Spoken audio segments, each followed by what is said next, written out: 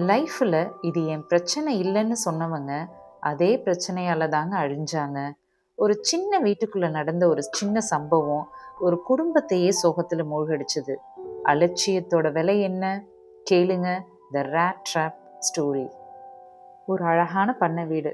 அந்த பண்ணை வீட்டில் வாத்து, ஆடு, மாடு, இது கூடவே அங்கே ஒரு எலியும் பாம்பு இருந்துச்சு. ஒரு நாள் அந்த வீட்டில் எலி ஜாலியாக அங்கேயும் இங்கேயும் சுற்றிக்கிட்டு இருந்துச்சு. அப்போ அந்த வீட்டில் ஒரு பெட்டி இருக்கிறத அந்த எலி கவனிச்சிச்சு. அந்த பெட்டி பக்கத்தில் போனோடனே இந்த எலிக்கு ரொம்ப பயமாயிடுச்சு. அதோட உடம்பெல்லாம் நடுங்க ஆரம்பிச்சிருச்சு. ஏன்னா அது ஒரு எலி பொறி. அவ்வளோதான், இனி நம்ம வாழ்க்கையே முடிஞ்சிருச்சு அப்படின்னு சொல்லி இந்த எலி ரொம்ப பயந்து போகுது. ஓகே, இந்த வீட்டில் இருக்கிற மற்றவங்க விலங்குகள்கிட்ட நம்ம உதவி கேட்போம் அப்படின்னு சொல்லிட்டு இந்த எலி ஃபஸ்ட்டு வாத்துக்கிட்ட போகுது. அக்கா, வீட்டில் எலி பிடிப்பு வச்சுருக்காங்க, என்னை எப்படியாவது காப்பாத்துங்க அப்படின்னு இந்த எலி வாத்துக்கிட்ட கேட்குது. அதுக்கு அந்த வாத்து, இது உனக்கான பிரச்சனை, எனக்கு அதனால எந்த ஆபத்தும் இல்லை அப்படின்னு சொல்லி இந்த வாத்து சிரிக்க ஆரம்பிச்சிருது. எலிக்கு ரொம்ப கஷ்டமாயிடுது. சரி, நம்ம ஆட்டுக்கிட்ட போய் உதவி கேட்கலாம் அப்படின்ட்டு ஆட்டுக்கிட்ட போகுது. ஆடும் அலட்சியமா சொல்லுது, எலி பிடிப்பா, அது ஒன்றை தவிர யாரையும் பிடிக்காதே, பாதிக்காதே, இதனால எனக்கு எந்த பாதிப்பும் இல்லை அப்படின்னு சொல்லி ஆடும் அலட்சியமாக விட்டுருது. கடைசியாக மாட்டுக்கிட்ட அந்த எலி போகுது.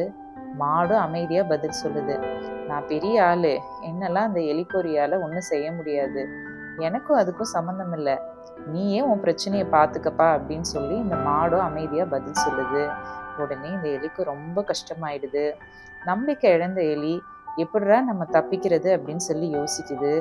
ஓகே, இன்னைக்கு நைட் ஃபுல்லாக நம்ம இந்த வீட்டிலே இருக்கக்கூடாது அப்படின்னு சொல்லிட்டு அந்த வீட்டை விட்டு வெளியே போயிடுது.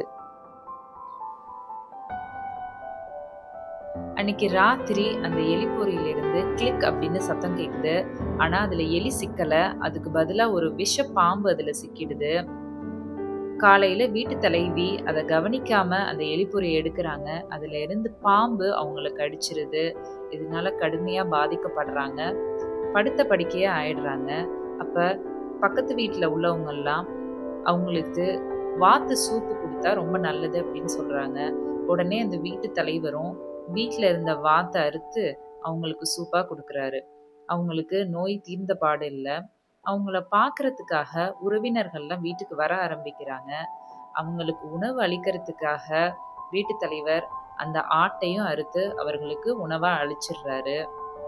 இறுதியாக சிறிது நாள் கழித்து அந்த வீட்டு தலைவி இறந்து போகிறாங்க. அப்போ இறுதி சடங்குக்காக அவங்க வீட்டுக்கு நிறைய பேர் வர்றாங்க.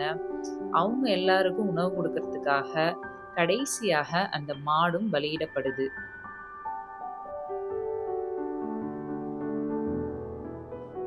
இப்போ இந்த பிரச்சனையிலேருந்து தப்பிச்சது அந்த எலி மட்டும்தான்.